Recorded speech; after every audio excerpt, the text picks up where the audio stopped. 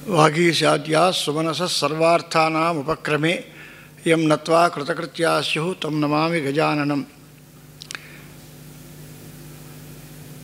శంకరం శంకరాచార్యం కేశవం బాదరాయణం సూత్రభాష్యకృతౌ వందే భగవంతౌ పునః పునః. సదాశివసమారంభాం శంకరాచార్యమధ్యమాం అస్మదాచార్యపర్యంతాం వందే గురుపరంపరాం. భారతీతీర్థనామ్నా భాభిః సందీపయన్ జగత్ అజ్ఞానధ్వాంత సంచేత్త జయత్యద్య జగద్గురుః. విద్యా వినయసంపన్నం వేతరాగం వివేకినం వందే వేదాంతతత్వజ్ఞం విధుశేఖర భారతీం. శ్రీ గురుచరణ అరవిందాభ్యాం నమో నమః. ఉభయ జగద్గురువుల పాదారవిందాలకు భక్తిపూర్వక ప్రణామాలు సమర్పిస్తూ ఈ శంకర మండల సంవాదం చివరి ఘట్టంలోకి మనం అడుగు పెడుతున్నాం. దాంట్లో ఇంతకు ముందు నుంచి చెప్పినటువంటి పద్ధతుల్లో తత్వమస్యాది మహావాక్యములే అద్వైతాన్ని జీవబ్రహ్మైక్యాన్ని చెబుతున్నాయి అని ఆచార్యుల వారు చెప్పారు. తత్వమసి వాక్యానికి అర్థమే లేదు, అది హుం ఫట్టు మొదలైన పదాల్లాగా నిరర్థకంగా అది ఏదో జపానికి చేసుకోవడానికి పుణ్యం కోసం చేసే పనే తప్ప దానికి అర్థం లేదు అని ఒక ఆక్షేపం చేశాడు. లేదు, యజ్ఞయాగాదులు చేసేటువంటి యజమానుణ్ణి స్తోత్రం చేయడం కోసం నువ్వు బ్రహ్మలాంటి వాడివి అని ఆయన స్తోత్రం కోసం చేయొచ్చు అని ఇంకో మాట అన్నాడు. మొదటి దానికి ఖండనగా నిరర్థకము అంటే అర్థం కల్పిస్తూ ఉన్నప్పుడు నిరర్థకం అనడం కుదరదు అని ఆచార్యుల వారి సమాధానం.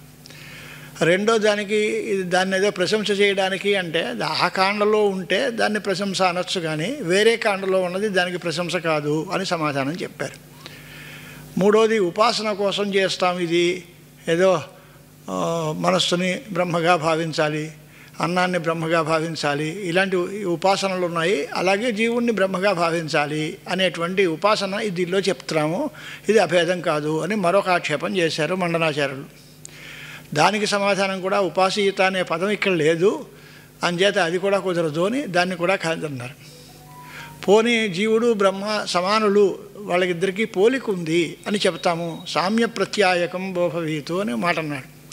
సామ్యం అంటే ఏ రకంగా సామ్యం చెబుతారు? చేతనత్వేనా చెబుతారా, లేక సర్వజ్ఞత్వ సర్వాత్మత్వ భావాలతో చెప్తారా అని అడిగాడు. చేతనత్వేనా చెబుతా ఉంటే అది మా అందరికీ తెలిసిందే, నువ్వేం చెప్పక్కర్లేదు. జీవుడు చేతనుడు, ఈశ్వరుడు చేతనుడు అనే విషయం తెలుసు కదా మనకి, అది మీరేం చెప్పక్కర్లేదు అని.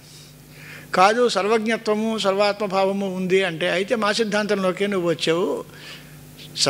సర్వజ్ఞత్వాది గుణాలు గలవాడు పరమాత్మ ఒకడే, జీవుడికి కూడా అవే ఉన్నాయి అంటే ఈయన పరమాత్మే అయ్యాడు, అంచేత దానిలో తేడా ఏం లేదు, మా సిద్ధాంతంలోకే రావాల్సి వచ్చింది అని ఇంకో మాట అన్నాడు. ఆ తర్వాత ఇలాంటివేమీ కాకపోతే పోనీ ప్రత్యక్ష విరోధం ఉంది అని ఇంకో ఆక్షేపం చేశారు. నాహం ఈశ్వర అనే ప్రత్యక్షం ఉంది, ప్రపంచమంతా కనిపిస్తోంది, జీవుడు ప్రత్యక్షంగా ఉన్నాడు, పరమాత్మ అలాంటివాడు కాదు కనుక ప్రత్యక్షంగా విరోధం కనిపిస్తోంది కనుక ఇది పరమాత్మకి జీవుడికి ఐక్యాన్ని చెప్పే వాక్యం కాదు అని ప్రత్యక్ష ప్రమాణంతో ఈ శృతికి విరోధం ఉంది అని అడిగాడు. దానికి సమాధానంగా ఆచార్య స్వాముల వారు ఏం చెప్పారంటే, ప్రత్యక్షం దుర్బలం, శృతి ప్రబలం. మొదట్లో కలిగినటువంటి ప్రత్యక్షాన్ని శృతి బాధించేస్తుంది, పైగా ప్రత్యక్షం వల్ల కలిగే జ్ఞానం యథార్థ జ్ఞానము అని చెప్పడానికి అవకాశం లేదు, భ్రాంతి కూడా పడవచ్చు. కాబట్టి ప్రత్యక్ష ప్రమ అనేది లేనే లేదు. ఈ ప్రత్యక్షంగా కలిగే జ్ఞానము నీ శృతి చేత చెప్పబడిన అద్వైతాన్ని బాధించదు అని. పోనీ అనుమాన ప్రక్రియ దగ్గర కొద్దిగా తేడాలు ఉన్నాయి, అనుమానానికి దృష్టాంతం లేదు, హేతువు లేదు, ఇవన్నీ అది కొంచెం ప్రక్రియాపరంగా. మనకు మామూలుగా ఆ విషయం అర్థం కావాలి అంటే ప్రత్యక్ష ప్రమాణము, అనుమాన ప్రమాణము, ఉపమాన ప్రమాణము, శబ్ద ప్రమాణము అని 4 రకాల ప్రమాణాలు. దానిలో ప్రత్యక్ష ప్రమాణానికి విరుద్ధంగా ఉంది ఈ తత్వమసి శృతి, అద్వైతాన్ని చెప్పదు అనే ప్రశ్నకి సమాధానం, ప్రత్యక్షంగా కలిగే జ్ఞానం యథార్థం కాదు నీకు, శృతి చెప్పింది యథార్థం అని ఒక మాట అన్నాడు. అలా కాకపోతే రెండోది అనుమానం చేత ఊహిస్తాము అంటే, అనుమానము అంటే ఊహించడానికి ఒక దృష్టాంతం ఉండాలి, లేదా దానికి ఒక కారణం చెప్పాలి. అలాంటివేవి ఇక్కడ కుదరవు కనుక హేతు దృష్టాంతాలు అవి సరిగ్గా సరిపోవు కాబట్టి అనుమాన ప్రమాణం చేత కూడా దీనికి విరోధం లేదు. ఉపమానం చెప్పలేదు, ఎందుకంటే బ్రహ్మకి ఉపమానం ఎక్కడుంది? నతస్య సమహ అభ్యధికశ్చ దృశ్యతే అని ఉపనిషత్తుల్లో ఆయనతో సమానుడు కానీ ఆయన కంటే గొప్పవాడు కానీ లేనే లేరు అని ఉంది. నా తత్సమశ్చ అభ్యధికశ్చ శ్రూయతే. అంచేత ఆయనతో పోలిక చెప్పాలంటే ఏం పోలిక చెప్తారు? బ్రహ్మ లాంటి వాడు ఇంకోడు ఎక్కడుంటాడు? ఆయనే. భాగవతాది పురాణాల్లో మనం అందరం వింటూనే ఉంటాం కదా, నీలాంటి కొడుకు కావాలి అంటే అబ్బా ఎంత చిక్కు పెట్టేవయ్యా, నాలాంటి కొడుకు ఎవడు ఉంటాడు, నేనే రావాలి తప్ప ఇంకోటి లేడు. అంచేత నాలాంటి కొడుకు కావాలి అంటే నేనే కావాలి తప్ప వేరే మార్గం లేదు అని భగవంతుడు అన్న చోట్లు కనిపిస్తూ ఉంటాయి మనకి. అంచేత ఉపమానం రూల్డ్ అవుట్, అసలు కుదరదు.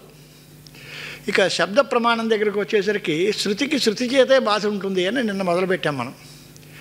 అంటే ఒక శృతి అద్వైతాన్ని అభేదాన్ని చెబుతోంది, మరొక శృతి భేదాన్ని చెబుతోంది.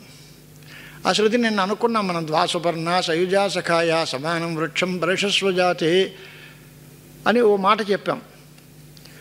ఈ ద్వాసుపర్ణ సయుజా సఖాయ అనేటువంటి శృతిలో ఒక చెట్టు మీద ఉండే రెండు పక్షుల్లో ఒక పక్షి కర్మఫలాన్ని అనుభవిస్తోంది, రెండవ పక్షికి ఫలానుభవం లేకుండానే ఎప్పుడూ దేదీప్యమానంగా ప్రకాశించే స్వభావం ఉంది.